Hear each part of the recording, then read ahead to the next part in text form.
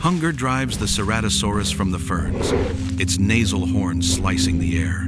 It lunges, desperate. But the attack is met not by flesh, but by a towering wall of plates and the shadow of a spiked tail. The fortress has turned. This is not a monster. This was a living animal, fighting for survival. In this dossier, we will move beyond the bones to resurrect its world. This is Ceratosaurus versus Stegosaurus, the living dossier. Let's journey back to a world where the past is reborn.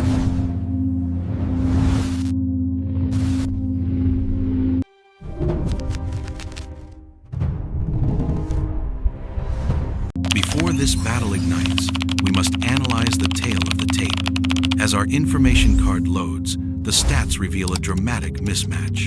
In one corner, Stegosaurus, the armored fortress. It's an herbivore, but a formidable one, weighing in at a massive 4 to 5 tons and stretching 30 feet long. Its name, Roofed Lizard, barely does justice to its defensive might. In the other corner, the challenger, Ceratosaurus, the horned lizard.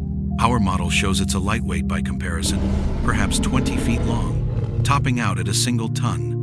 Both stalked the floodplains of the late Jurassic 150 million years ago. The Ceratosaurus is dangerously outweighed. This isn't a battle of equals.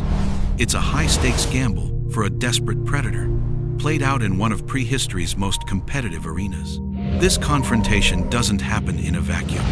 It unfolds in the vast, harsh landscape of the late Jurassic Morrison Formation. This wasn't a lush, tropical jungle.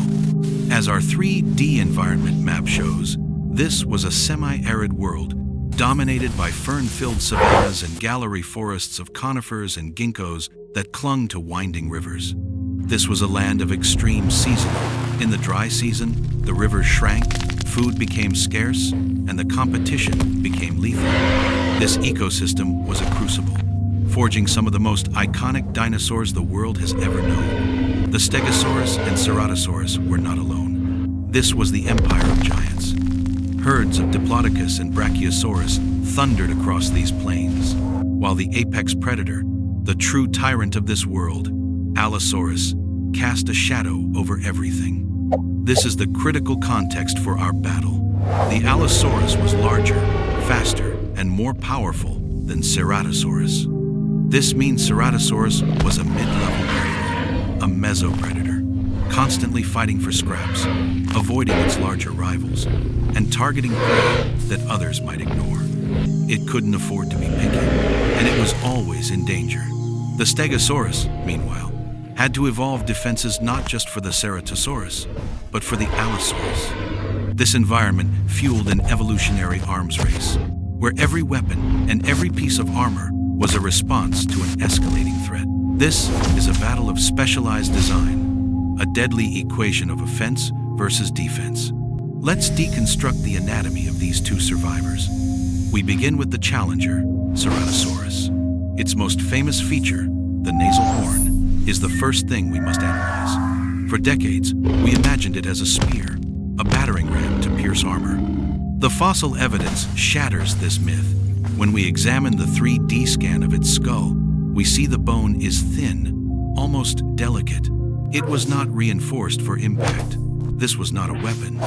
Like the antlers of a modern deer, this horn was a visual display, a signal of maturity to rivals and mates. The Ceratosaurus's real weapons were far more terrifying. Let's look at the jaws. The teeth were long, blade-like, and recurved, not the bone-crushing pegs of a T-Rex, but the serrated knives of a specialist. Our biomechanical model reveals its bite was relatively weak. This wasn't a creature that would clamp down and crush. It was an ambush predator. Its strategy was to use its agility, rush in, and deliver a series of deep, raking bites, using those teeth to tear open flesh. It was a slash-and-bleed hunter, designed to inflict massive trauma and then wait for its victim to collapse from blood loss and shock. Now, we turn to the fortress, Stegosaurus.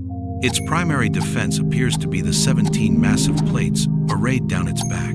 But again, the fossil record contradicts popular assumption. They were not interlocking, heavy armor. As our thermal animation clearly demonstrates, these structures were filled with channels for blood vessels. They were biological billboards.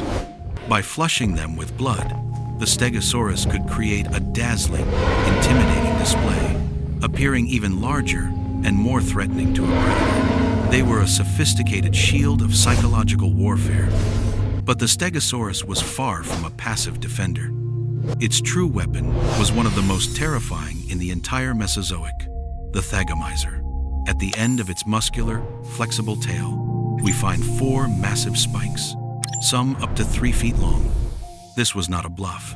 Paleontologists have found fossils, like the tail vertebrae of an Allosaurus, that were punctured and healed by a stegosaur spike. This was an active, precise, and lethal weapon. Our simulation shows the Stegosaurus could swing this tail with incredible speed, aiming its spikes to cripple a leg or pierce the torso of an attacker.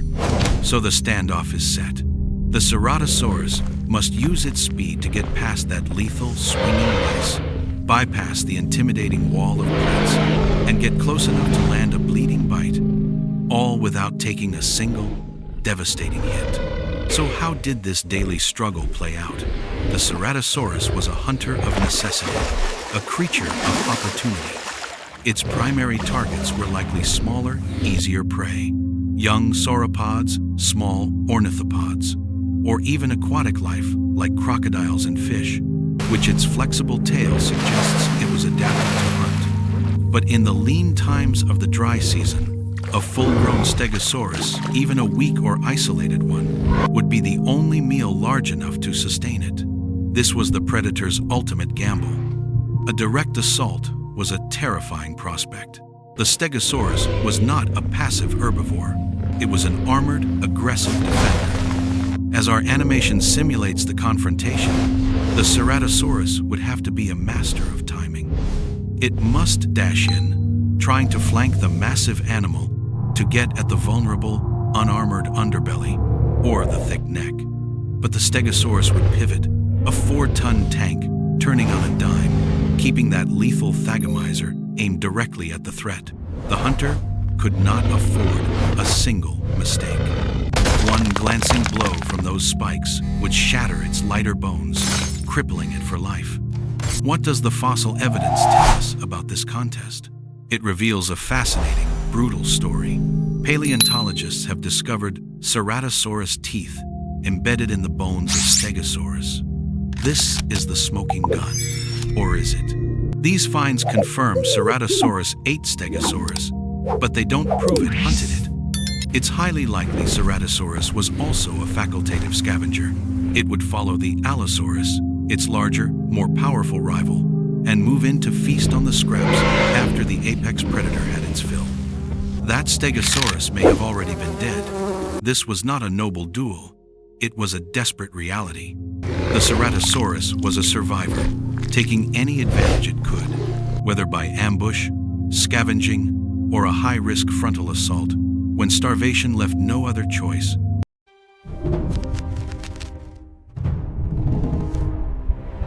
For decades, the Ceratosaurus has been a victim of movie monster typecasting, and the central myth is its horn. Films and art have depicted it as a battering ram, a spear to pierce the armor of its rivals. As we've seen from the fossil evidence, this is completely false. The horn was a thin, delicate structure, utterly useless for combat. It was a billboard for identity, not a bayonet. The Ceratosaurus's real weapons were its serrated, blade-like teeth, the tools of a slash-and-bleed specialist. Similarly, Stegosaurus is plagued by misconceptions. Its plates are almost always shown as its primary defense. But as our thermal analysis showed, these were not solid armor. They were vascular display structures. The real weapon was the thagomizer.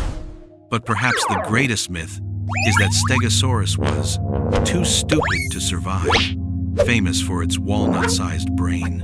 This is a gross oversimplification. When we analyze the endocast of its brain cavity, we find a brain perfectly adapted for its lifestyle. Its olfactory bulbs were huge, granting it an exceptional sense of smell to find food and detect predators.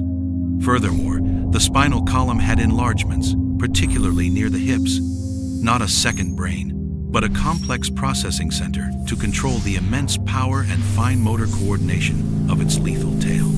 This was not a stupid animal. It was a highly specialized, successful survivor, smart enough to wield one of the most dangerous weapons in the Jurassic. So, could the hunter's horns bypass the herbivore's armor? The evidence is clear. The question itself is flawed. The horn was never the weapon. The real battle was one of specialized tools. The Ceratosaurus's desperate slash and bleed agility against the Stegosaurus's overwhelming power and sophisticated lethal tail. While Ceratosaurus certainly ate Stegosaurus, it was most likely as a scavenger, cleaning up after the kills of the apex Allosaurus. In a one-on-one fight, the predator's gamble was simply too great. The fortress was too well armed. This wasn't a duel of equals. It was a testament to the brutal, specialized arms race that defined the Jurassic world. What feature of this Jurassic showdown impresses you the most? The Ceratosaurus's desperate gamble, or the Stegosaurus's lethal defense? Comment below with the dinosaur you want us to create a dossier for next. And don't forget to like and subscribe to join our journey back to the lost world.